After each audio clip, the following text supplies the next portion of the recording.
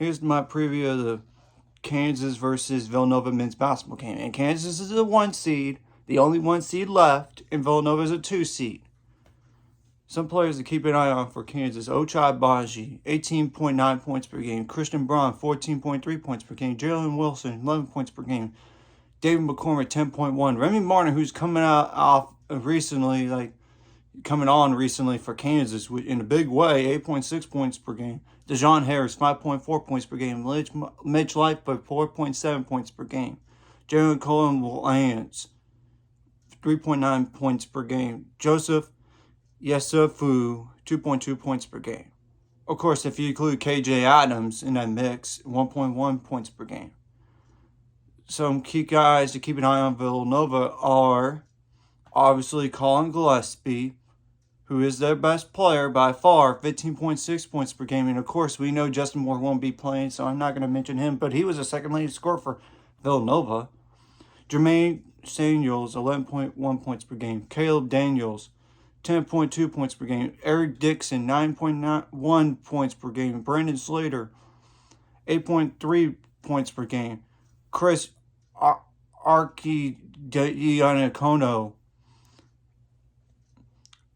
1.6 points per game. Brian Antoine, 1.4 points per game. So it's odd. And right now, Kansas is favored by 4.5 points according to ESPN. But the matchup predictor says Villanova is favored like 51.3% compared to Kansas 48.7%. But on average, Kansas scores 78.3 points per game, while Villanova scores 71.9 points per game. But points allowed, Kansas allows 59.8, while Villanova allows 55. So the slight defensive edge in favor of Villanova, but offensively, Kansas owns that edge. 34.9 rebounds per game for Villanova, 38 rebounds per game for Kansas, 15.4 assists per game for Kansas, 11.39 assists per game for Villanova, 2.3 blocks per game for Villanova, 4.3 blocks in favor of Kansas, 6.3 steals in favor of Kansas, and Villanova 6.1 steals per game, and both have won 9 straight games. So this is a interesting battle here. Even though Villanova doesn't have more blocks or steals per game, they own the edge in terms of points allowed. But here's the thing about Kansas men's basketball is they're 8-6 whenever they allow 70 or more in a game. But they're 26-3 when scoring 70 or more. While Villanova is 5-5 when they allow 70 or more. But when they score Villanova scores 70 or more, they're 22-3. So basically, for Kansas specifically, don't allow 70 or more, because every time you've done 6 times out of 14, when you allow 70 or more, you have lost, and that's every loss for Kansas this year. So yeah. And of course, Villanova, you don't want to give up 70 or more, because then your winning percentage goes down a lot whenever you give up 70 or more. I mean, 5-5 is 500. So something's got to give. I mean, they don't allow 70 or more that much. They don't. 10 times all year.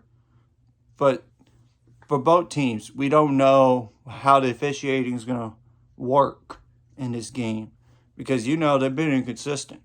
For both teams, defensively, you got to make the other team very uncomfortable, limit the shooters, and contain the slashers and some of the best big guys on both teams. Though Villanova does play small ball, and they play at a slower pace offensively. So specifically for Villanova offensively, you got to slow the game down. You don't have a lot of depth. I mean, 2 guys out for the rest of the year. Now, that's not including one other guy on the that I mentioned earlier, obviously, because he didn't play. Hasn't been playing recently. Of course, if you're Kansas offensively, you want to speed the game up, because Villanova struggles when they give up 70 or more sometimes. for both teams, you got to take care of the ball.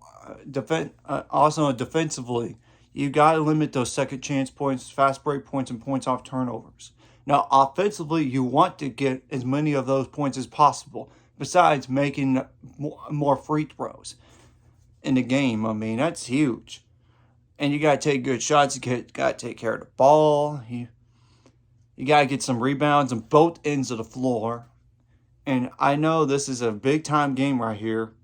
I would not be shocked if Villanova beats Kansas or vice versa. I'm just saying. I'm not going to be shocked either way. And it should be an interesting battle coming up.